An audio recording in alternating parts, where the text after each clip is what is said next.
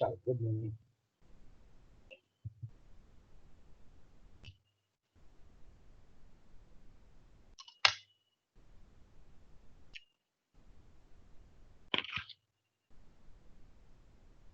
તો મિત્રો, આપણે ગઈકાલે ખાસ કરીને પ્રાચીન આર્થિક વિચારધારા, બરાબર, પ્રાચીન આર્થિક વિચારધારા ની આપણે ચર્ચા કરતા હતા. અને એમાં ખાસ કરીને આપણે જોયું તે પ્રમાણે પહેલા તો આપણે એ જોયું કે ભાઈ આર્થિક વિચારધારાનો ઇતિહાસ નો જે અભ્યાસ છે એનું શું મહત્વ છે.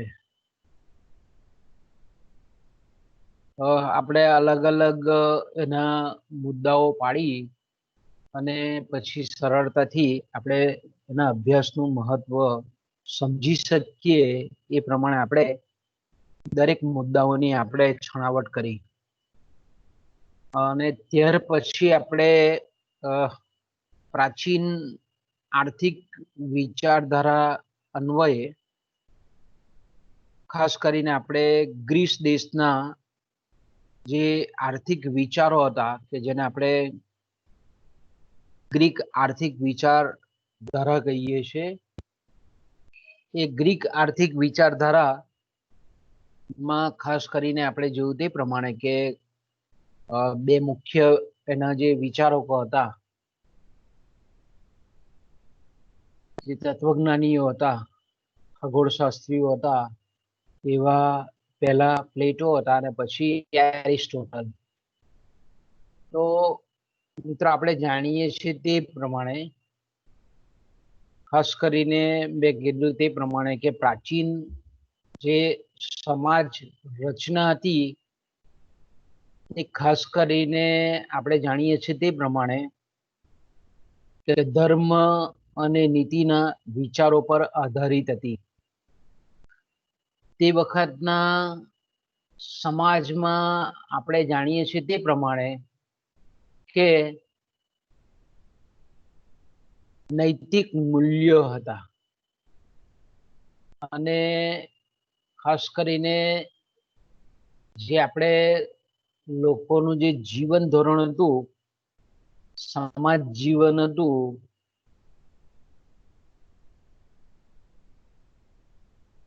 એકદમ સાદું હતું. લોકોનું જીવનનું સ્તર કેવું હતું? એકદમ સાદું હતું. અત્યારે જેવું આપણે એમ કહીએ આધુનિક જે જીવન છે એ ટાઈપનું આપણને જીવન તે વખતે જોવા મળતું હતું નહીં.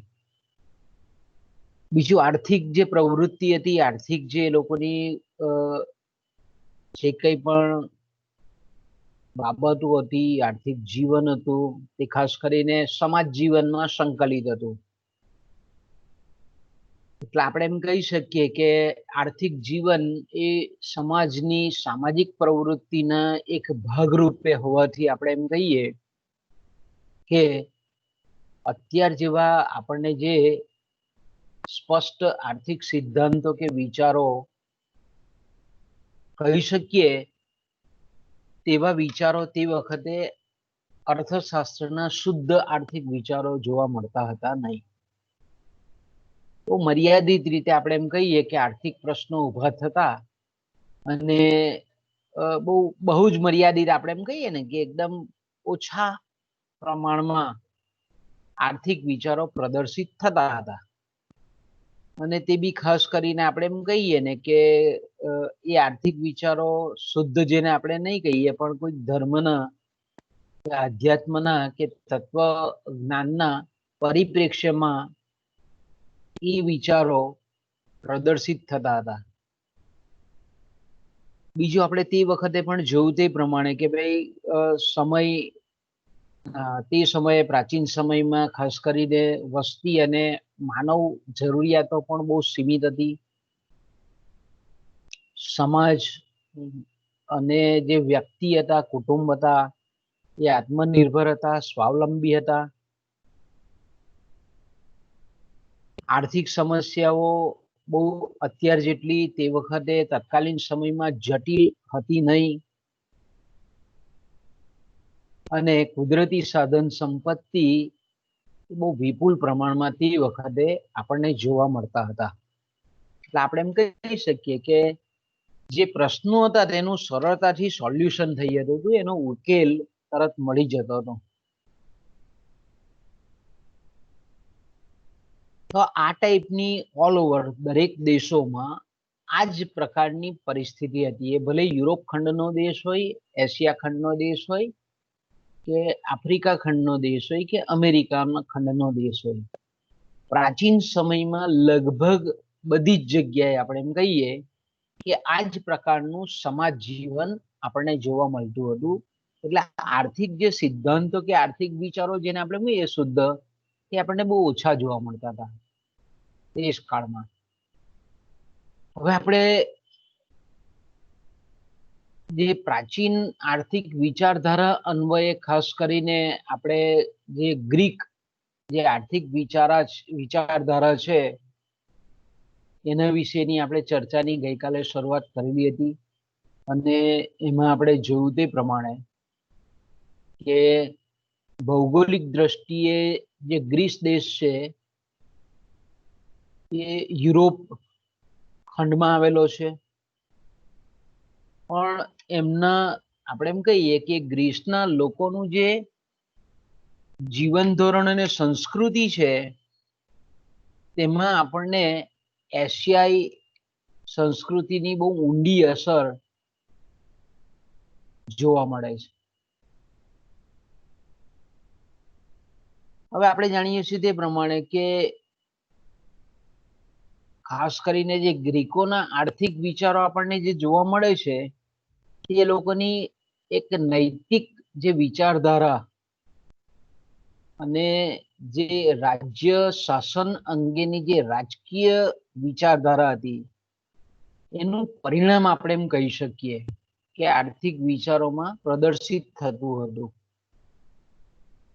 આપણે ગઈકાલે એ પણ ચર્ચા કરી કે ઇકોનોમિક્સ જે શબ્દ છે એ ગ્રીકોએ આખા વિશ્વને આપેલો શબ્દ છે, જેને આપણે કહીએ છીએ કુટુંબ વ્યવસ્થાનું શાસ્ત્ર, ગૃહ વ્યવસ્થાનું શાસ્ત્ર. અને ગ્રીક ભાષામાં એને આપણે ઓઇકોનોમિક્સ કહીએ છીએ. આપણે ગ્રીકોની દેન વિશ્વને બહુ મળેલી છે. ગ્રીક સંસ્કૃતિ બહુ એડવાન્સ સંસ્કૃતિ હતી. તે જે તે સમયે આપણે એમ કહીએ કે બહુ આગળ પડતી સંસ્કૃતિ હતી એમ આપણે કહી શકીએ. ખાસ કરીને આપણે જોઈએ તો સર્વપ્રથમ જે ઇતિહાસ છે એના આર્થિક દ્રષ્ટિકોણથી એમણે અર્થઘટન કરેલું આપણે જોઈ શકીએ છીએ. ઇતિહાસનું ભૌતિક આર્થિક ઘટન, જેને આપણે આર્થિક અર્થઘટન પણ કહીએ છીએ.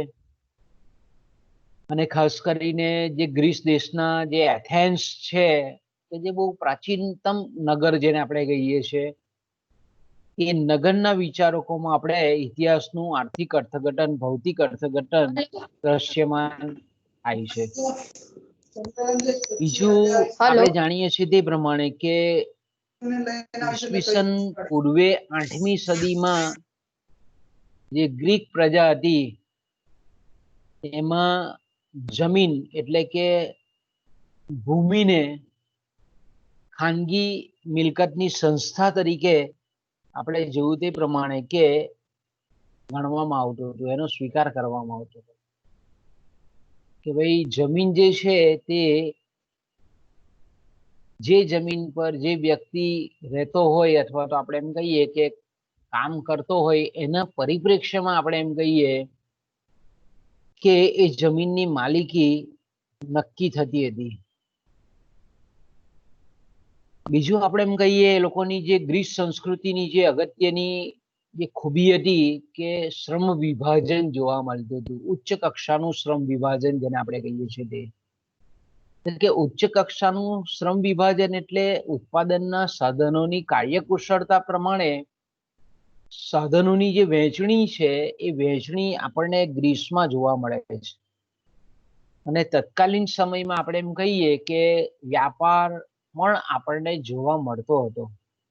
એ સમયે આપણે એમ કહી શકીએ કે વ્યાપારનું અસ્તિત્વ પણ હતું અને વસ્તુ વિનિમય પ્રથા અમુક બાબતોમાં આપણને જોવા મળતી હતી, પણ નાણાંનો ઉપયોગ પણ સંસ્થાપિત હતો. તે વખતે નાણું પણ ઈસવીસન પૂર્વેની 8મી સદીમાં ગ્રીસ દેશમાં નાણાંનો ઉપયોગ પણ અમલમાં હતો. અને આપણે જોઈ ગયા તે પ્રમાણે કે સમાજ જે છે તે અલગ અલગ વર્ગોમાં વિભાજિત હતો. ખાસ કરીને આપણે જોયું તે પ્રમાણે કે જે રાજ્ય છે એના શાસનના અધિકારો એ ખાસ કરીને જમીનદારો છે, શાસક આપણે કહીએ તો જાગીરદારો છે, ઉમરાવો છે, સામંતો છે, ના હાથમાં હતા. કોઈ નગર હોય અથવા તો આપણે એમ કહીએ કે રાજ્ય હોય તો એમાં ખાસ કરીને આપણે એમ કહીએ કે લોકશાહી પ્રથા અમલમાં હતી. પરંતુ વાસ્તવમાં જોઈએ તો અમુક જ શાસક વર્ગના લોકો જ એનું શાસન ચલાવતા હતા. એટલે આપણે એમ કહી શકીએ કે અત્યારની જે આપણે સાચા અર્થમાં જે લોકશાહી કહીએ છીએ તેવી તત્કાલીન સમયમાં હતી નહીં. એ વખતે આપણે એમ કહીએ કે લોકશાહી અત્યારે જે આપણે કહીએ છીએ તેવી તે વખતે કહેવા પૂરતી હતી ખરી, પણ એના જે શાસન હતું તે અમુક લોકો જ એ ચલાવતા હતા, આપણે એમ કહી શકીએ. બીજું આપણે એમ કહીએ કે તે સમયે વંશ પરંપરાગત જે આપણે એમ કહીએ કે વારસાગત જે જમીનદારો હતા એ લોકો વારસાગત રીતે સત્તા પ્રાપ્ત કરતા હતા. બીજું આપણે એમ કહીએ કે ગુલામી એક ગ્રીસ સંસ્કૃતિની સર્વ સ્વીકૃત સંસ્થા હતી અને ગુલામોનો ઉપયોગ મોટે ભાગે ઉત્પાદકીય ઉત્પાદન અંગેની જે પ્રક્રિયાઓ હતી એમાં આપણને જોવા મળે છે થયેલો. આ ઉપરાંત આપણે એમ કહી શકીએ કે તે સમયમાં અન્ય રાજ્યોમાંથી કે અન્ય દેશોમાંથી પણ આપણને નિવાસીઓ એ ગ્રીસમાં સ્થાયી થયેલા જોવા મળતા હતા. લોકોની બહુમતી પુષ્કળ હતી. અને બીજું આપણે જાણીએ છીએ તે પ્રમાણે કે એ લોકોને સિટીઝનશીપ કે નાગરિકત્વનો હક હતો નહીં. બીજું કે એ લોકોને જમીન માલિકીનો પણ કોઈ રાઈટ કે કોઈ એવો નિયમ હતો નહીં કે જેથી કરીને આપણે એમ કહીએ કે લોકો જમીનના માલિકો બની શકે. એટલે એ લોકોનું જે આપણે એમ કહીએ કે ડાયવર્ઝન છે ખાસ કરીને તે આપણે એમ કહી શકીએ કે એ જે ડાયવર્ઝન છે તે ખાસ કરીને વેપાર બાજુ અને આપણે એમ કહી શકીએ કે ખેતી બાજુ અથવા તો કારીગરીના ક્ષેત્રે હસ્તકલા કારીગીરી કે અન્ય કોઈ પણ કારીગીરીના ક્ષેત્રે આપણને એ લોકોનું ડાયવર્ઝન જોવા મળે છે. એટલે કે મતલબ એ લોકો એ બાજુ આપણે એમ કહીએ કે કન્વર્ટ થયા, રૂપાંતરિત થયા. કેટલાક જે આપણે જાણીએ છીએ તે પ્રમાણે કે કેટલાક જે વિચારકો હતા તે લોકોના કેવા હતા વિચારો, તાત્વિક વિચારો હતા, તત્વજ્ઞાન સંબંધી વિચારો હતા કે અધ્યાત્મને માનતા હતા, આધ્યાત્મિક જીવનની તરફેણ કરતા હતા. જ્યારે કેટલાક પાછા એનાથી ઉલટી વિચારધારા પણ આપણને બે પ્રકારની વિચારધારા ગ્રીસમાં તે વખતે જોવા મળતી હતી. એક બાજુ આપણે એમ કહીએ કે અધ્યાત્મને માનનારો વર્ગ પણ હતો અને બીજી બાજુ આપણે એમ કહીએ કે ભૌતિક સુખ સંપત્તિને માનવા વાળો વર્ગ પણ હતો કે ભાઈ સારું જીવન ત્યારે જ પ્રાપ્ત થઈ શકે જ્યારે ભૌતિક સુખ સગવડની વસ્તુઓ હોય, સાધનો હોય. તો એક વર્ગ એવો પણ હતો કે એને માનતો હતો. કેટલોક આપણે એમ કહીએ કે કેટલાક વિચારકો આધ્યાત્મિક વિચારોની પણ તરફેણ કરતા હતા. બીજું એ લોકોએ આપણે જાણીએ તે પ્રમાણે કે સારું જીવન જો જીવવું હોય તો સાહિત્ય છે, કળા છે, વૈદક છે, અલગ અલગ શાસ્ત્રો છે, એ શાસ્ત્રોની ખૂબ જરૂરિયાત રહેતી એવું એ લોકો માનતા હતા. આટલું જોયા પછી આપણે જોયેલું હતું કે પ્રાચીન ગ્રીક આર્થિક વિચારધારા અન્વયે પ્લેટોના આર્થિક વિચારો આપણે જોઈ ગયા ગઈકાલે. હવે એમાં આપણે જોયું તે પ્રમાણે કે પ્લેટો જે ઓરિજિન હતા તે સોક્રેટિસ કે જે વિશ્વવિખ્યાત, જેને આપણે તત્વજ્ઞાની કહીએ છીએ, મોટા ફિલોસોફર હતા, એમના શિષ્ય હતા. એમણે આપણે કીધું તેમ પ્રમાણે કે રાજ્યની ઉત્પત્તિ અંગે એમણે વિચાર આપેલા હતા કે મનુષ્યની જરૂરિયાતમાંથી રાજ્યનો ઉદ્ભવ થાય છે. એ જ રીતે એમણે વસ્તી નિયંત્રણ અંગેના પણ વિચાર આપેલા હતા કે ભાઈ આદર્શ જો રાજ્ય જોઈતું હોય તો એમાં નાગરિકોની સંખ્યા 1540 હોવી જોઈએ, એનાથી વધવી જોઈએ નહીં. વધે તો નવી વસાહતો ઊભી કરવી જોઈએ, ઘટે તો આપણે એમ કહીએ કે વધારવા માટેના પ્રોત્સાહનાત્મક ઇનામો આપવા પડે. તો આ રીતના એમના વિચારો વસ્તી નિયંત્રણ અંગેના હતા. પછી આપણે જોયું તે પ્રમાણે કે સમાજ વિભાજન, પ્લેટો સમાજ વિભાજનને માનતા હતા. એટલે જો પરોક્ષ રીતે આપણે વાત કરીએ તો લોકશાહીની એ વિરુદ્ધમાં હતા અને સામ્યવાદની ડેમોક્રેસીની અગેન્સ્ટમાં હતા અને કોમ્યુનિઝમની ફેવરમાં હતા. આપણે એમ કહીએ કે સામ્યવાદની તરફેણ કરતા હતા. કારણ કે એની પાછળની એમની બહુ સ્પષ્ટ માન્યતા હતી કે શાસન ચલાવવાની જે એબિલિટી છે, કુશળતા છે, એ સમાજના અમુક વર્ગ પાસે જ છે. એટલે આપણે એમ કહી શકીએ કે એ વર્ગ છે એ જ શાસન ચલાવતો હોવો જોઈએ એવું એમનું માનવું હતું. બીજું આપણે વ્યવસાયને આધારે પણ એ આપણે જાણીએ છીએ તે પ્રમાણે કે સમાજનું વિભાજન ઈચ્છતા હતા. એમાં આપણે જોયું તે પ્રમાણે કે ખેડૂતો છે, વણકરો છે, કડિયા છે, કારીગરો છે, એ પ્રમાણે ખાણિયાઓ છે, મોચીઓ છે, આ લોકોને આપણે એમ કહીએ આ વ્યવસાયોના આધારે પણ સમાજનું વિભાજન પ્લેટો ઈચ્છતા હતા. એ લોકોને મિલકતનો અધિકાર નહીં હતો પાછો, એ ટાઈપનો એમનો વિચાર હતો. બીજો એક એમનો અગત્યનો વિચાર હતો મિલકત અને એનું અનુશાસન. તો ખાસ કરીને આપણે એમ કહીએ કે જે શાસક વર્ગ છે, સત્તાધારી વર્ગ છે, એમને જ મિલકત રાખવાનો અધિકાર હતો અને એ મિલકતને વારસામાં, એટલે કે વારસાઈના હક પણ એ સત્તાધારી વર્ગને જ હતા. પણ આપણે કહીએ કે સંપત્તિ જે હતી તેની સામૂહિક ભોગવટાની એ હિમાયત કરતા હતા. સંપત્તિ છે તેનો સામૂહિક ઉપયોગ થવો જોઈએ, સમગ્ર નગર માટે થવો જોઈએ, સમગ્ર રાજ્ય માટે થવો જોઈએ, તમામ લોકો માટે થવો જોઈએ. ભલે મિલકત રાખવાનો અધિકાર એ આપણે એમ કહીએ કે સત્તાધારી વર્ગમાં હતો, પણ એનો જે ભોગવટો છે બધા જ ભોગવી શકે એ રીતની સામૂહિક માલિકીની આપણે એમ કહીએ કે એ હિમાલત સામૂહિક માલિકી ના ભોગવટાની અંગેની એમની હિમાયત એ પ્રકારની હતી. બીજું શ્રમ વિભાજન નો આપણે જોયું તે પ્રમાણે કે એ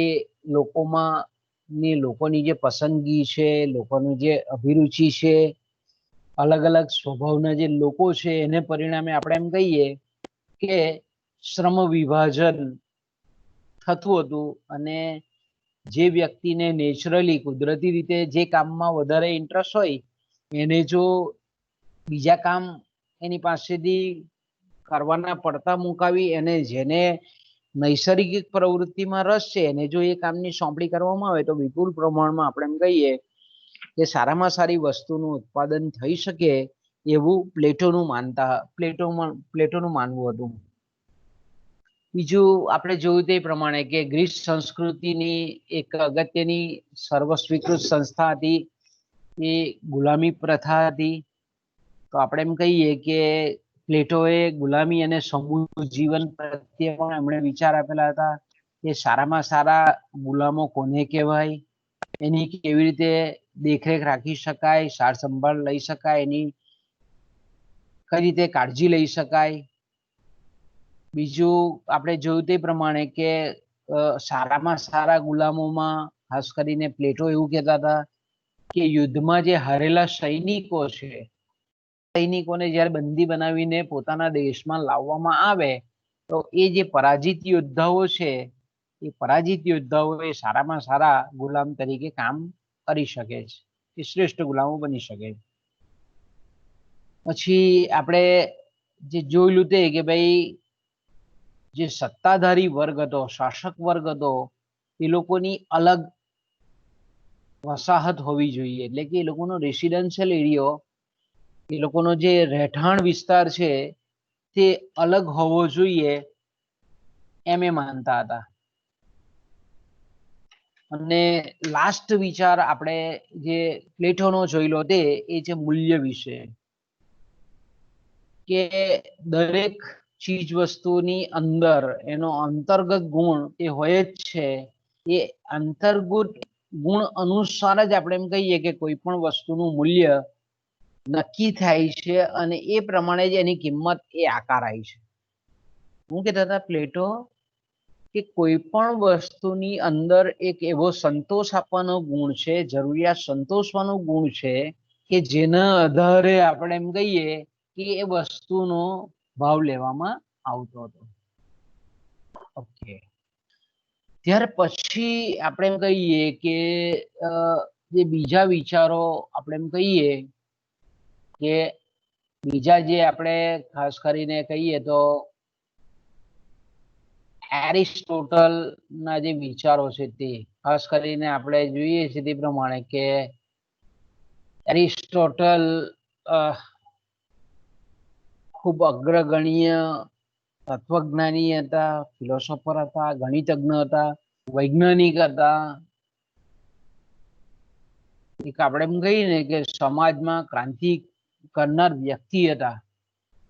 આપણે એમ કહીએ કે એરિસ્ટોટલના જે આર્થિક વિચારો છે, ખાસ કરીને એમણે જે અર્થશાસ્ત્રની વ્યાખ્યા આપી તે પ્રમાણે કે ભાઈ અર્થશાસ્ત્ર એટલે ગૃહ વ્યવસ્થાનું શાસ્ત્ર, અર્થશાસ્ત્ર એટલે કુટુંબ વ્યવસ્થાનું શાસ્ત્ર. અર્થશાસ્ત્ર એટલે હું તો કે કુટુંબ વ્યવસ્થાનું શાસ્ત્ર. આપણે એમ કહી શકીએ કે એરિસ્ટોટલ અર્થશાસ્ત્ર અને વિનિમય વચ્ચે પાછો તફાવત પાડે છે. એરિસ્ટોટલ શું કહેતા હતા કે અર્થશાસ્ત્ર અને વિનિમય આ બંને વસ્તુ અલગ છે તેવું એરિસ્ટોટલે કીધું છે. ટૂંકમાં આપણે એમ કહીએ કે અર્થશાસ્ત્ર એટલે કુટુંબ વ્યવસ્થાનું શાસ્ત્ર, એટલે કે કુટુંબમાં આપણે જાણીએ છીએ તે પ્રમાણે કે કુટુંબની પાસે સાધનો હોય, એ સાધનોના અનેક ઘણા બધા ઉપયોગ હોય, એ કુટુંબના તમામ સભ્યોની જરૂરિયાતો જુદી જુદી હોય.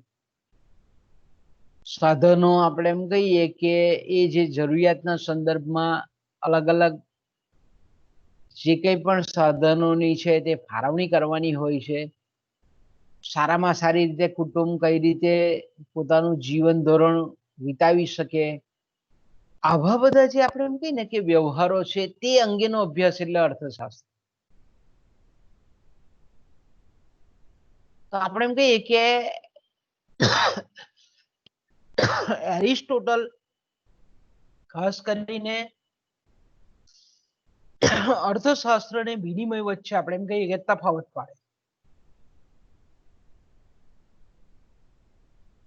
અર્થશાસ્ત્ર એટલે આપણે એમ કહીએ કે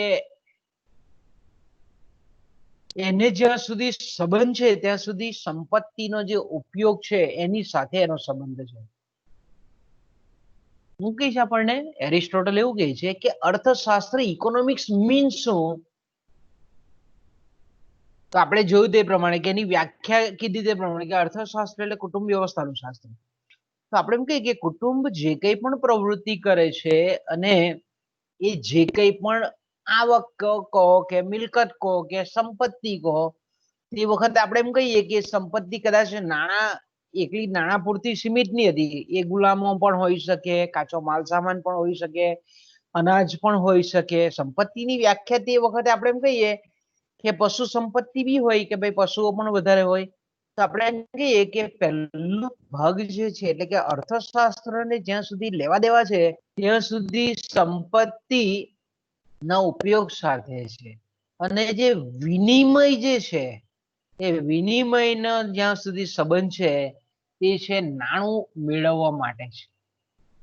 નાણું મેળવવા માટે એટલે કે સંપત્તિનો જે સંચય કરવામાં આવે છે તેને વિનિમય કહેવામાં આવે છે. જો અહીંયા એરિસ્ટોટલ જે ખૂબ અગત્યની બાબત આપણી પાસે મૂકી જાય છે, ઈસવીસન પૂર્વે 8મી સદીનો વિચાર, કે એરિસ્ટોટલ એવું કહે છે કે સંપત્તિનો જે સંચય કરતી જે બાબતો છે તેને આપણે વિનિમયની સાથે સાંકળીએ છીએ. એટલે નાણું એકત્ર કરવા માટે જે સંકળાયેલી પ્રવૃત્તિઓ છે કે જેને લીધે આપણે એમ કહીએ કે સંપત્તિનો સંચય થાય છે. તો વિનિમય ને જ્યાં સુધી લાગે વળગે છે, જ્યાં સુધી સંબંધિત છે ત્યાં સુધી સંપત્તિના સંચય સાથે એને લેવા દેવા છે. જ્યારે અર્થશાસ્ત્ર નો સંબંધ છે એ જે સંપત્તિ છે, સંચય થયેલી સંપત્તિ છે, એનો કઈ રીતે ઉપયોગ થાય છે તે પ્રમાણે છે. એનો સંબંધ અર્થશાસ્ત્રની સાથે છે. એટલે આપણે એમ કહીએ કે એક બાજુ નાણું અને બીજી બાજુ સંપત્તિ, આ બેને એ લોકો અલગ માનતા હતા, એ વાત ચોક્કસ થઈ જાય. નાણું અને સંપત્તિનો ભેદ કંઈક અંશે આપણે એમ કહી શકીએ કે અલગ એ લોકોની દ્રષ્ટિએ હોઈ શકે. ઓકે, હવે એરિસ્ટોટલે અલગ અલગ જે તે વખતની જે ગ્રીસ સંસ્કૃતિની સંસ્થાઓ છે, રાજ્ય છે, અર્થકારણ છે, નાણું છે, ગુલામો છે, વિત્ત વ્યવસ્થા છે, અંગેના જે કંઈ પણ વિચારો આપેલા છે એને સરળતા ખાતર આપણે મુદ્દાઓમાં વહેંચી નાખીએ. ધારો કે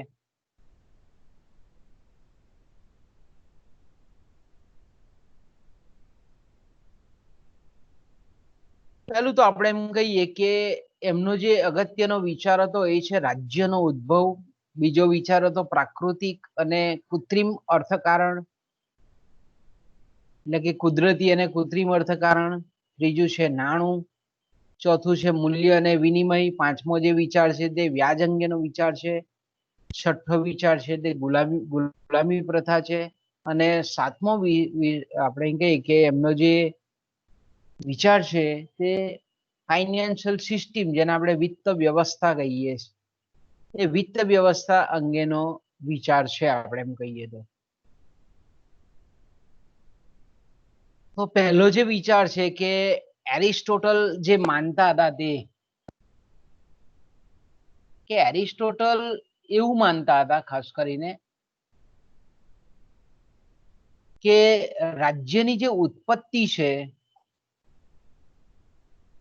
એ ઉત્પત્તિ કઈ રીતે થાય છે, બરાબર? એ ઉત્પત્તિ કઈ રીતે થઈ છે આપણે જાણીએ છીએ તે પ્રમાણે કે મોટે ભાગે માણસનો સ્વભાવ કેવો હોય કે એકલા મોટે ભાગે ઓછું રહેવા ઈચ્છતા હોય. માણસો કેવા હોય કે એમની એ જે છે ઈચ્છા તે સમૂહમાં જીવન જીવવાની ઈચ્છા હોય, કારણ કે માણસ એક સામાજિક પ્રાણી આપણે એમ કહીએ ને. માણસ કેવો છે તો કે સામાજિક પ્રાણી છે, સોશિયલ એનિમલ છે.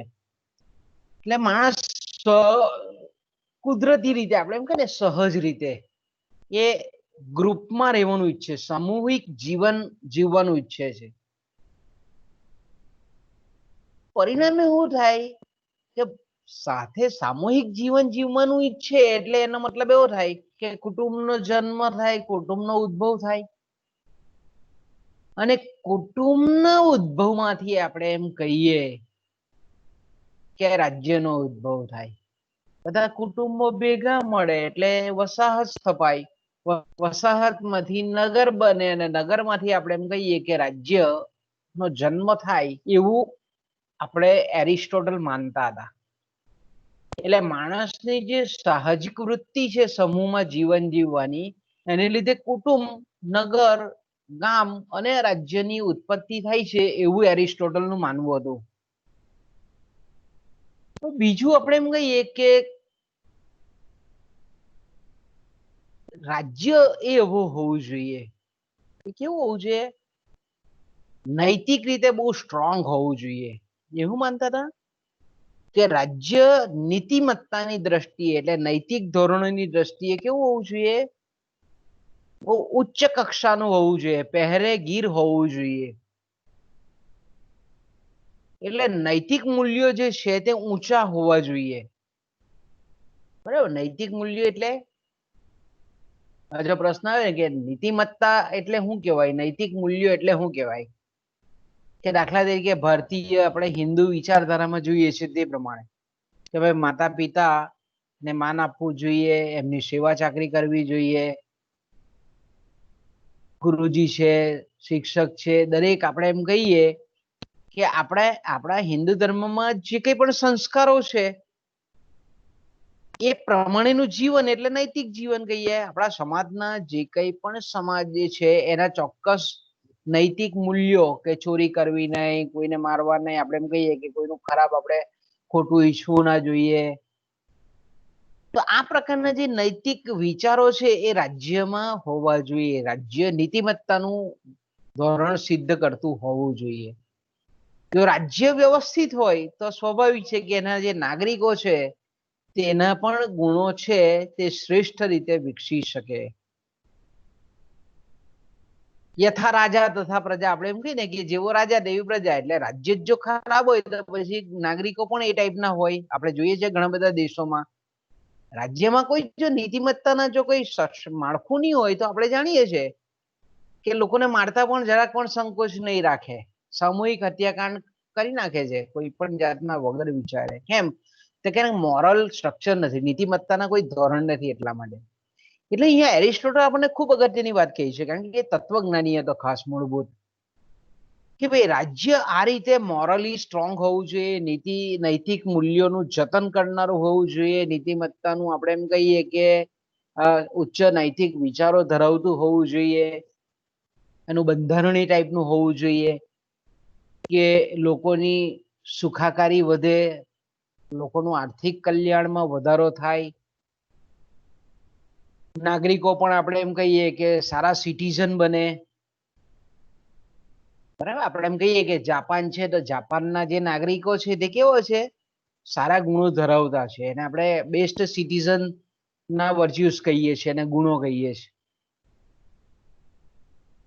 બરાબર, જાપાન દેશના આપણે એમ કહીએ કે નાગરિકો બહુ સિસ્ટમેટિક, ખૂબ આપણે જાણીએ છીએ તે પ્રમાણે એની જો વાત કરીએ તો આપણે એમ લાગે કે ભાઈ નીતિમત્તા કોને કહેવાય, નૈતિક મૂલ્યો કોને કહેવાય, કે અણુબોમ્બ ફેંકેલો હતો તો પણ દવા લેવા માટે બધા જ લાઈનમાં ઉભા રહી, મારે વહેલા જીવવું છે ને મારે બીજા મરી જાય તો વાંધો નહીં, મારે જીવવું છે એવું નહીં, બધાને આપણે કે ક્રમબદ્ધ, જે સમયે પેલો આવ્યો હોય તે પેલો ઉભો રહી, પછી આવ્યો તે પછી. તો આપણે અહીંયાના નીતિ મૂલ્યો કેવા છે, થોડાક ઉલટા છે એના કરતા. તો કહેવાનો મતલબ એમ કે પેપર પણ ત્યાં કોઈ વેચવા વાળો માણસ નથી. જાપાનની વાત કરીએ આપણે તો પેપરની થપ્પી રોડ પર મૂકી દે ને લોકો પોતાની જાતે પૈસા મૂકીને ન્યૂઝપેપર લઈ જાય. આપણે જે વર્તમાન પત્રો છે તો આપણે અહીંયા આપણે કહીએ છીએ કે દુકાન હોય કે પછી માણસ ઘરે નાખવા આવે તેવું નહીં, પ્રેસ વાળો બહાર મૂકી દે ને પછી લોકો એની જે કિંમત છે એ કિંમત ત્યાં જ મૂકી દે અને પછી એ ન્યૂઝપેપર લઈ જાય. કેટલા બધા આપણે ડિસિપ્લિન, જેને આપણે કઈ નૈતિક મૂલ્યો છે તે બહુ ઊંચા છે. એટલે આપણે એમ કહીએ ને કે વિશ્વમાં સૌથી વૃદ્ધ લોકો, જો વધારેમાં વધારે વૃદ્ધોની વસ્તી હોય તો જાપાનમાં છે. કારણ કે સરસ મજાના આપણે એમ કહીએ કે નાગરિકો છે, સરસ મજાનું નાગરિકોનું જીવન ધોરણ છે, લોકો શ્રેષ્ઠ આપણે એમ કે નાગરિકોનું મહત્તમ કલ્યાણ થાય એવી સરકાર છે, રાજ્ય છે.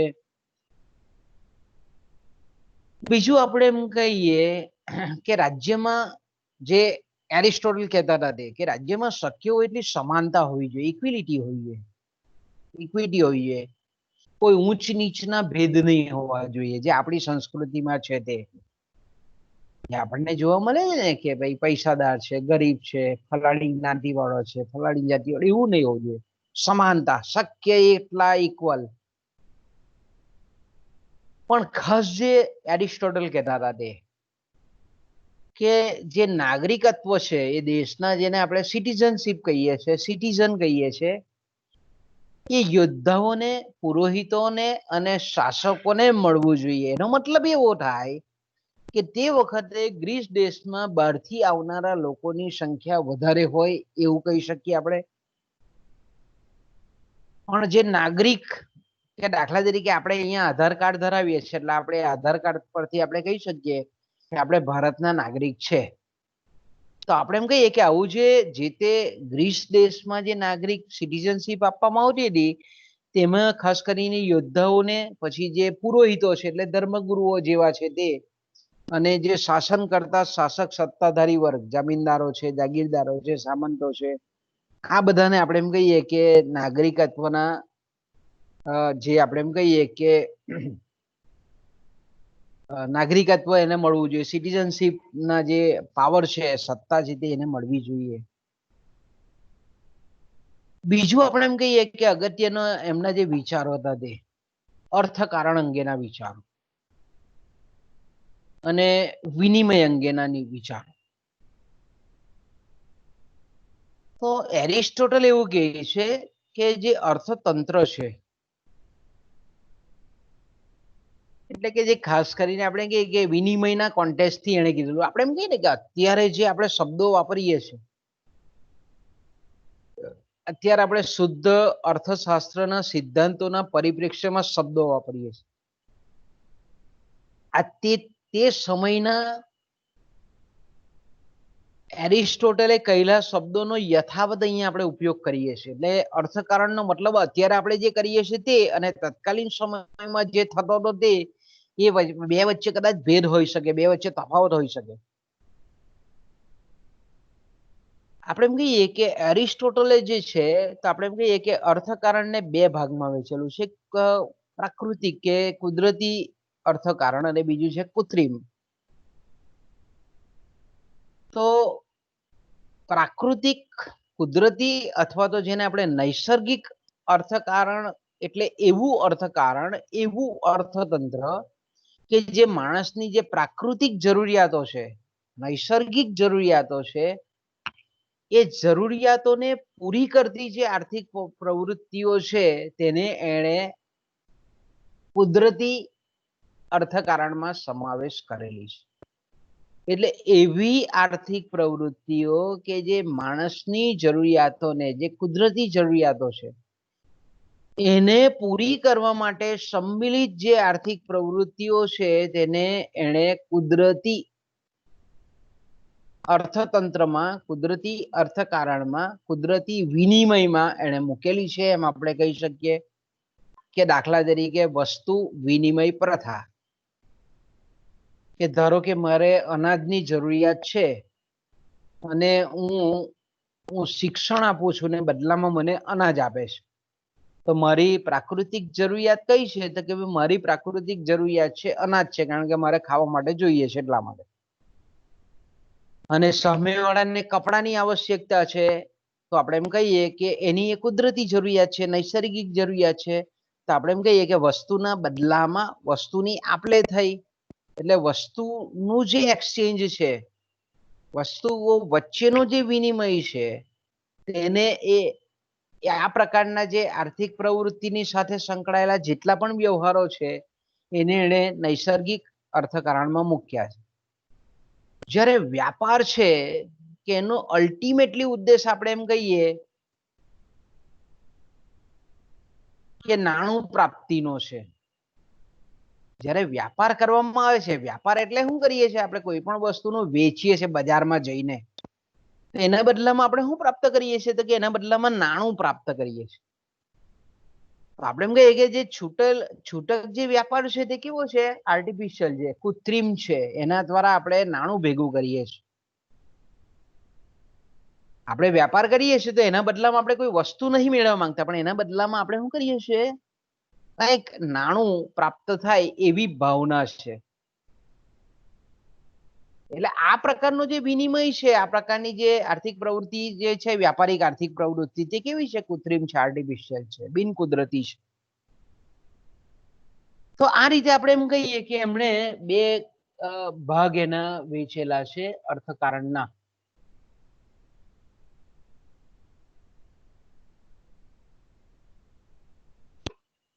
ત્યાર પછી એમના જે ખાસ કરીને નાણું અને સંપત્તિ અંગેના જે વિચારો છે તે એરિસ્ટોટલના, આપણે જાણીએ છીએ તે પ્રમાણે કે મેં કીધું તેમ કે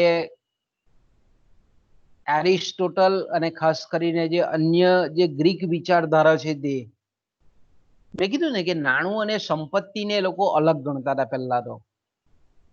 એ નાણું અત્યારે ભલે આપણે સ્વીકારીએ છીએ, આપણે એમ કહીએ કે નાણું એ સુલભ સંપત્તિ છે, નાણું એ તરલ સંપત્તિ છે, એકદમ સરળ અસ્કયામત છે. અત્યારે આપણે નાણાંને એવું કહીએ છીએ, પણ તે વખતે એરિસ્ટોટલ અને ગ્રીક જે વિચારકો હતા તે નાણું અને સંપત્તિને અલગ ગણતા. સંપત્તિ એટલે બીજા અર્થમાં આપણે એમ કહીએ કે સંપત્તિનો મતલબ શું થાય? આમ જોઈએ આપણે what is the meaning of the wealth or asset, જેને આપણે કહીએ અસ્કયામત એટલે શું એકચ્યુઅલમાં શું થાય? તો આપણે એમ કહીએ કે જે સાધનોમાં મૂલ્યને સંગ્રહિત કરી શકાય એને આપણે સંપત્તિ કહીએ. ઓકે, તો આપણે એમ કહીએ કે સંપત્તિ એટલે મૂલ્યનો સંચય, બીજા અર્થમાં જો આપણે એમ કહીએ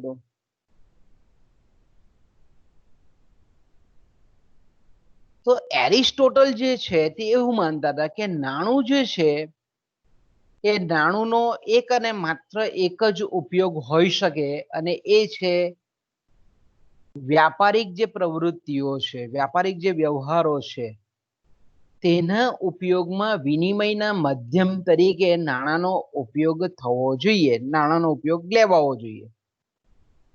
ફરીથી પાછા કે નાણું એ માત્ર ને માત્ર વિનિમયના માધ્યમ તરીકે જ કામ કરે, સોદાઓની આપ-લે કરવા માટે, સોદાઓની પટાવટ માટે જ આપણે એમ કહીએ કે નાણાંનો ઉપયોગ લેવો જોઈએ અને લેવાય છે, એવું એરિસ્ટોટલ કહેતા હતા. એટલે એનો મતલબ એવો થયો કે નાણું એટલે પછીથી જો તમે પછીની વિચારધારા છે પ્રશિષ્ટો એવું માનતા હતા કે નાણાંનું માત્ર ને માત્ર એક જ કાર્ય છે અને એ છે વિનિમયનું. એકચ્યુઅલી મૂળ વિચાર કોનો છે તો કે ઈસવીસન પૂર્વે 8મી સદીમાં ગ્રીકો અને ખાસ કરીને એરિસ્ટોટલ આપેલો વિચાર છે કે નાણાંનું એક જ કામ છે, અર્થતંત્રમાં વ્યવહારને સરળ બનાવવાનું, વ્યાપારને સરળ બનાવવાનું, અને એ છે વિનિમયના માધ્યમ તરીકેનું કાર્ય, વિનિમય માટેનું. તો તે વખતે આપણે એમ કહીએ કે નાણું જે તે વખતે પ્રવર્તમાન હતું તે જો લોખંડ અને ચાંદીના સિક્કાઓ હતા. આયરન જેને આપણે કહીએ છીએ, લોખંડ અને ચાંદીના સિક્કાઓનો તે વખતે નાણાં તરીકે ઉપયોગ થતો હતો. કાગળની નોટો નહીં હતો, આવી રીતે ધાતુ, જેને ધાતુ નાણું કહીએ છીએ, ધાતુ નાણું તે વખતે હતું. આમ તેમના મતે નાણું એક આપણે એમ કહીએ કે ચીજ વસ્તુ છે જેનું મૂલ્ય તેના આંતરિક મૂલ્ય પર આધાર રાખે છે. એટલે કે એનું ચોક્કસ પ્રકારનું આંતરિક મૂલ્ય હતું, દેશની અંદરનું મૂલ્ય એનું નાણાંનું હતું કે ભાઈ આપણે કેમ કહીએ કે 1 રૂપિયો બરાબર 100 પૈસા, આપણે એવી રીતે કહીએ ને કે ભાઈ 1 રૂપિયો બરાબર 100 પૈસા, $1 બરાબર આટલા પેન્સ. આપણે કહીએ ને કે અલગ અલગ દેશમાં આપણે એનું આંતરિક મૂલ્ય હોય, તો નાણાંનું મૂલ્ય પણ આંતરિક મૂલ્ય પણ નક્કી થતું હતું, ને નાણાંનું મૂલ્ય એ આંતરિક જે ખાસ કરીને ચીજ વસ્તુઓના ભાવો છે એ આધારિત નક્કી થતું હતું. ઓકે, તો આપણે એમ કહીએ કે જો તે વખતે વિચાર કરો તમે કે નાણાંના 3 કાર્ય એ એરિસ્ટોટલે તે વખતે આપેલા હતા ઈસવીસન પૂર્વે 8મી સદીમાં. વિનિમયનું સાધન તો કે ભાઈ નાણાંનું પહેલું કાર્ય કયું છે તો કે ચીજ વસ્તુઓ અને સેવાઓ ખરીદી શકાય છે, વેચી શકાય છે. મૂલ્યનું સંચય કે આપણે એમાં જે કંઈ પણ અધિશેષ મૂલ્યનું સર્જન કરેલું હોય એનો સંચય કરી શકાય. અને ત્રીજું છે કોઈ પણ વસ્તુના મૂલ્યને માપે છે, કે દાખલા તરીકે આપણા ભારતની વાત કરીએ તો કે ભાઈ 1 લીટર દૂધ તો કે 50 રૂપિયામાં મળે. તો આપણે એમ કહીએ કે 1 લીટર દૂધનું મૂલ્ય કોણે માપ્યું તો કે નાણાંએ, 50 રૂપિયાનું 1 લીટર દૂધ. તો આપણે એમ કહીએ કે વસ્તુના મૂલ્યને માપ્યું. એટલે વસ્તુ કોઈ પણ મૂલ્ય કે ભાઈ એક કાપડ છે તો 50 રૂપિયા મીટર કે 30 રૂપિયા મીટર છે, મોબાઈલ છે તો કે 5000 રૂપિયાનો મોબાઈલ છે, તો કે આપણે કહીએ કે મોબાઈલનું મૂલ્યનું માપન કેવી રીતે કર્યું, તો કે નાણાંએ કર્યું. તો શુમ્પીટર જે છે પ્રખ્યાત અર્થશાસ્ત્રી, એણે એવું કીધું કે આ એરિસ્ટોટલે આપેલા જે નિયમો છે તેને એણે ધાતુના નિયમો તરીકે ઓળખાવ્યા. ઓકે, હવે જો અહીંયા બંને ગ્રીક વિચારકો વચ્ચે ભેદ પડે છે. પ્લેટો એવું કહેતા હતા કે જે મિલકત છે એનો ભોગવટો સામૂહિક હોવો જોઈએ, ત્યારે એરિસ્ટોટલ એના કરતા ઊંધું કહે છે કે ભાઈ ખાનગી મિલકતનો હક હોવો જોઈએ. મિલકત છે તે સામૂહિક નહીં, પરંતુ મિલકત કેવી હોવી જોઈએ, ખાનગી પોતાની મિલકત હોવી જોઈએ, ખાનગી મિલકતના હક હોવા જોઈએ. પણ આ જે ખાનગી મિલકત છે તે લોકો જાહેર હિતમાં વાપરે તો એ વધારે સારું એમ માનતા. અહીંયા તમારે બરાબર સમજવાનું છે. જો ખાનગી મિલકતનો હકનો એરિસ્ટોટલ શું કહેતા હતા કે ખાનગી મિલકતનો હક હોવો જોઈએ કે ભાઈ આ ઘર મારું છે, આ જમીન મારી છે, આ ઉત્પાદનનું સાધન મારું છે, પણ એનો ઉપયોગ બને ત્યાં સુધી જાહેરમાં થાય એ રીતનો હોવો જોઈએ.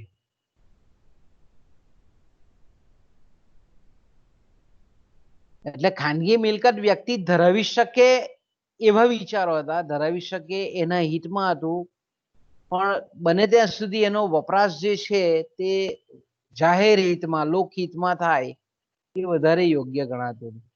આવું કેમ કહેતા હતા, તો કે એરિસ્ટોટલ એટલા માટે કહેતા હતા કે જો ખાનગી મિલકતનો હક આપવામાં આવે તો આપણે એમ કહીએ કે કોઈ પણ વ્યક્તિ જે કંઈ પણ આર્થિક પ્રવૃત્તિ કરે એ બહુ સારી રીતે કરે, પોતાનો જે કંઈ પણ ધંધો કે વ્યવસાય છે એની બહુ કાળજી લે, કારણ કે એ જાણે કે હું કમાઈ કમાઈને હું સંપત્તિ ભેગી કરીશ, એનો હક મારો છે.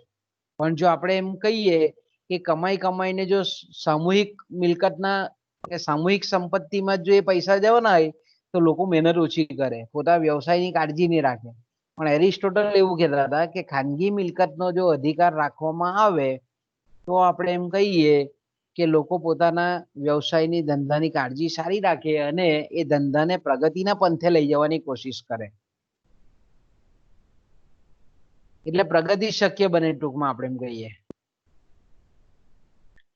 બીજું આપણે એમ કહીએ કે એ લોકો જે સંપત્તિ કે જેને આપણે મિલકત કહીએ છીએ એમાં એકલું નાણાકીય સંપત્તિ જ નહીં પણ ગુલામોની ગણતરી પણ કરતા હતા.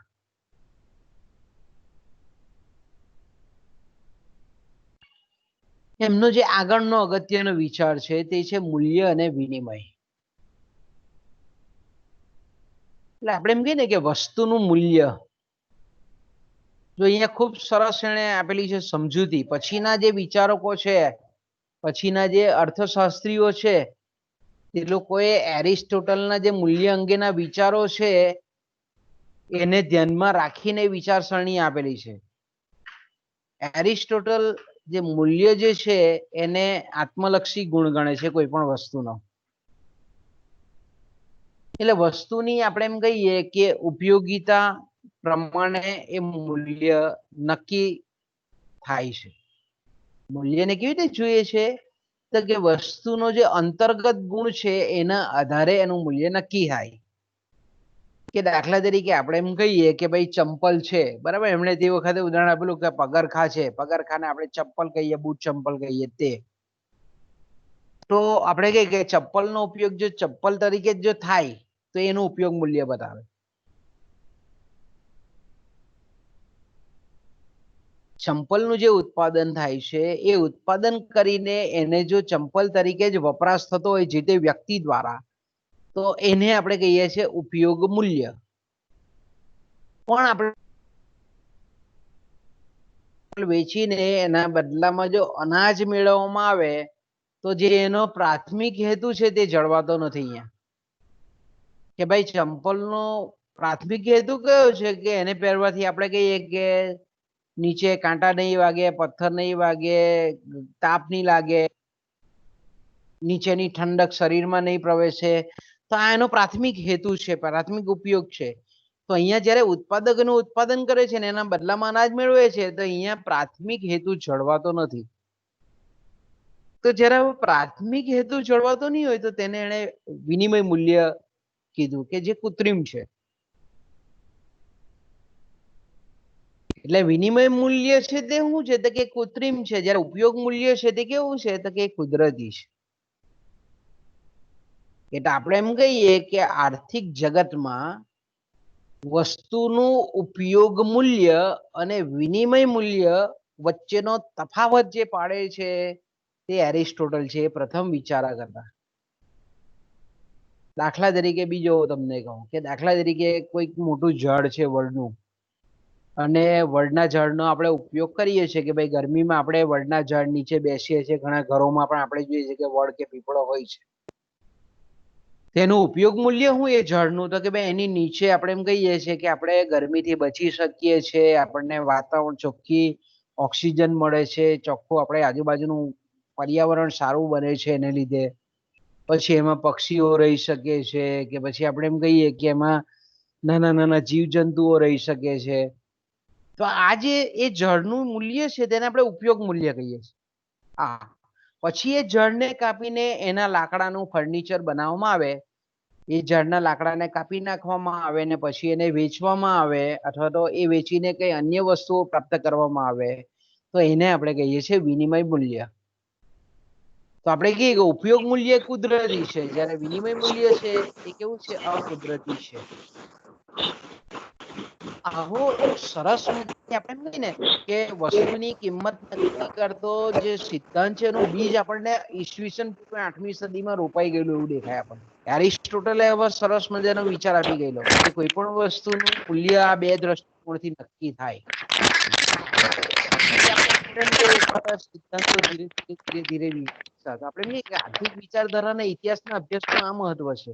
એરિસ્ટોટલે આવી કીધું કે કિંમત નક્કી આ રીતે થાય, વસ્તુનું મૂલ્ય આ રીતે નક્કી થાય. પછીથી આપણે એમ કહીએ કે જેમ જેમ સમય પસાર થતો ગયો તેમ તેમ કિંમત નક્કી કરતી ઘણી બધી પદ્ધતિઓ વિકસી, કિંમત નીતિ વિકસી, પણ એના મૂળ આપણને અહીંયા દેખાય છે. ઓકે, હવે આગળ પાંચમો વિચાર છે એમનો વ્યાજ અંગેનો. એરિસ્ટોટલ છે તે આપણે એમ કહીએ કે વ્યાજ લેવાને ધિક્કારે છે કે ભાઈ વ્યાજ લેવું નહીં જોઈએ. કારણ કે પહેલા જ આપણે જોઈ ગયા તે પ્રમાણે કે નાણાંનો ઉપયોગ એ વિનિમય માટે જ થવો જોઈએ, વ્યાજની કમાણી માટે થવો જોઈએ નહીં. એટલે આપણે એમ કહીએ કે સંપત્તિ કે મિલકત પ્રાપ્તિ માટે જો નાણાં પર વ્યાજ લેવામાં આવે તો આ કેવો છે કૃત્રિમ માર્ગ છે, અકુદરતી માર્ગ છે કે જે અયોગ્ય છે, પાપ છે. આપણે એમ કહીએ ને પછીથી એના પરથી પ્રાચીન વિચારધારક પછી મધ્યકાલીન વિચારમાં એ આવ્યું કે ભાઈ વ્યાજ લેવું એ પાપ છે. તો અહીંયા એમ કહીએ કે એરિસ્ટોટલે જે કીધું કે ભાઈ વ્યાજ ખરેખર બહુ ધિક્કારને પાત્ર છે. પછીથી આપણે એનો સુધારો થોડો થયો, પછી આપણે જાણીએ તે પ્રમાણે કે મધ્યકાલીન સમયમાં ખ્રિસ્તી ધર્મનું વર્ચસ્વ હતું એટલે એ વ્યાજની પરિભાષા એ લોકોએ બદલી કે ભાઈ વ્યાજ લેવું પાપ છે. આ એવું કે છે એરિસ્ટોટલ કે વ્યાજ લેવું એ ધિક્કાર પાત્ર છે. આપણે એમ કહીએ કે વ્યાજ લેવું જોઈએ નહીં એવું ટૂંકમાં એનું કેવું છે, કારણ કે નાણાંનો એક જ ઉપયોગ છે વિનિમયના માધ્યમ તરીકેનો. ઓકે, પછી એનો જે વિચાર છે તે વિત્ત વ્યવસ્થા. એટલે સ્વાભાવિક છે કે નાણાંનો ઉદ્ભવ થાય એટલે નાણાકીય સિસ્ટમ ઊભી થાય, વિત્ત ઊભું થાય, વિત્ત વ્યવસ્થાના પ્રશ્નો ઉદ્ભવે. તો આપણે એમ કહીએ કે એમણે વિત્ત જે છે તેને પણ બે વિભાગોમાં વહેંચેલી છે, કુદરતી અને અકુદરતી વિત્ત. આમ તો 3 વિભાગમાં એને વહેંચેલા છે. કુદરતી વિત્ત અથવા તો કુદરતી વિત્ત એ આંતરિક અર્થકારણનો એક ભાગ છે, જ્યારે કૃત્રિમ વિત્ત જે છે જેને આપણે અકુદરતી વિત્ત કહીએ છીએ એનો હેતુ છે માત્ર ને માત્ર નાણું પેદા કરવાનો છે. દાખલા તરીકે આપણે એમ કહીએ કે એવા વિત્તથી જો જીવન ચલાવવા માટેના સાધનો, જીવનને ટકાવી રાખવા માટેના જીવન નિર્વાહના સાધનો મેળવવા માટે જે વિત્ત સર્જાય છે, જે વિત્તનો ઉપયોગ થાય છે એને આપણે કુદરતી વિત્ત કહેવાય છે. જ્યારે નાણું એ અકુદરતી વિત્તમાં આવે છે. નાણું એકત્રિત કરવા માટેના જે કંઈ પણ આપણે એમ કહીએ કે નાણાકીય પ્રબંધો છે, પણ સાધનો છે, એને આપણે અકુદરતી વિત્ત અથવા કૃત્રિમ વિત્ત કહેવામાં આવે છે. એટલે પહેલું જે કુદરતી વિત્ત છે કે એવી નાણાકીય પ્રબંધ એવો, અથવા તો આપણે એમ કહીએ કે સાધનોનો પ્રબંધ, ઉત્પાદનના સાધનોનો પ્રબંધ કે જેથી કરીને જીવન નિર્વાહના સાધનો પ્રાપ્ત થઈ શકે. જ્યારે બીજામાં જે નાણું છે એ નાણું પ્રાપ્ત કરવા માટેના જે કંઈ પણ પ્રબંધ છે ઉત્પાદનના સાધનોનો, ઉત્પાદનનો, તેને અકુદરતી કહીએ. પહેલું આપણે એમ કહીએ કે પ્રશંસાને યોગ્ય છે, જ્યારે બીજું આપણે એમ કહીએ કે અન્ય ઉત્પાદનના સાધનોના ભોગે સર્જાય છે, એટલે એ અકુદરતી છે. દાખલા તરીકે આપણે એમ કહીએ કે પશુ સંપત્તિ છે, પશુપાલન જે છે, પશુઓનો જે ઉછેર છે એ કુદરતી વિત્ત છે, કારણ કે એના દ્વારા આપણે દૂધ છે કે દૂધ આધારિત વસ્તુઓ મેળવી શકીએ છીએ. જ્યારે વસ્તુનો વેપાર જે છે, વાણિજ્ય છે, એ અકુદરતી વિત્ત છે. જ્યારે ત્રીજા પ્રકારના ઉત્પાદનમાં અથવા તો વિત્તમાં આપણે એમ કહીએ કે ભૂમિની અંદરના જે ખાણકામની જે પ્રવૃત્તિ છે, ખનીજો છે, પછી વૃક્ષના લાકડા કાપવા છે, આ જે પ્રકારના જે આપણે એમ કહીએ કે ત્રીજા પ્રકારના જે ઉત્પાદનના જે સાધનો છે, તેને એને ત્રીજા પ્રકારના વિત્તને સાથે સાંકળેલા છે. અને છેલ્લો જે એમનો વિચાર છે એ છે ગુલામી પ્રથા. કે ગુલામી હોવી જોઈએ, કારણ કે ગ્રીક સંસ્કૃતિ છે એટલે ગુલામીને માન્યતા આપેલી હતી.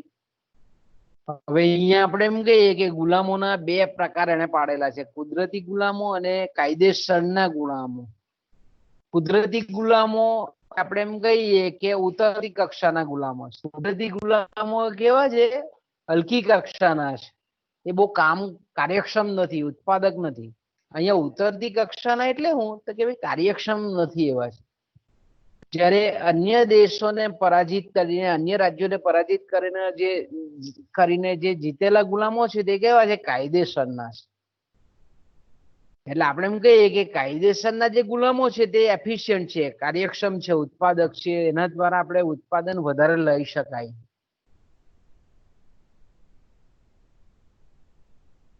બીજું આપણે એમ કહીએ કે તે સમયે ઈસવીસન પૂર્વે 8મી સદીમાં આપણે એમ કહીએ કે કૃષિને એક અગત્યનો વ્યવસાય તરીકે જોવાતો. વ્યાપારનો દરજ્જો પણ ઊંચો હતો, પણ કૃષિ કરતા થોડોક ઓછો હતો. ખેતી અને જે ખનિજ કામો હતા એને વધારે માન્યતા આપેલી હતી.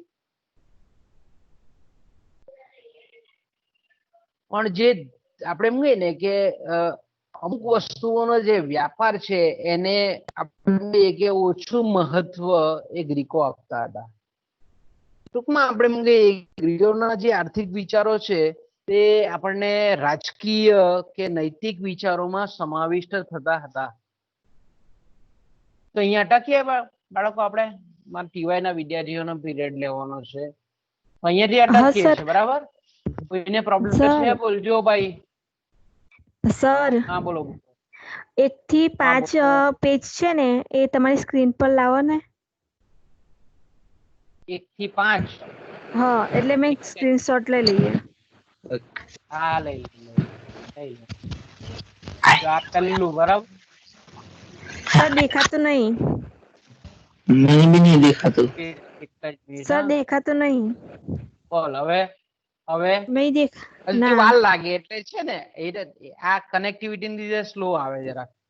હા, 2 મિનિટ પછી દેખાય છે.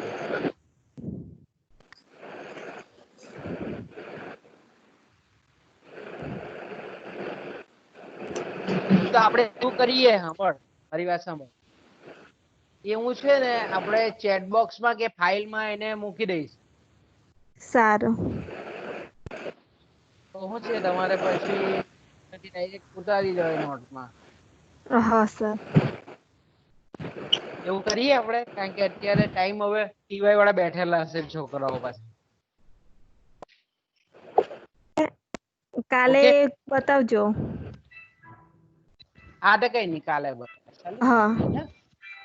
હા ચાલ મૂકું બેટા હા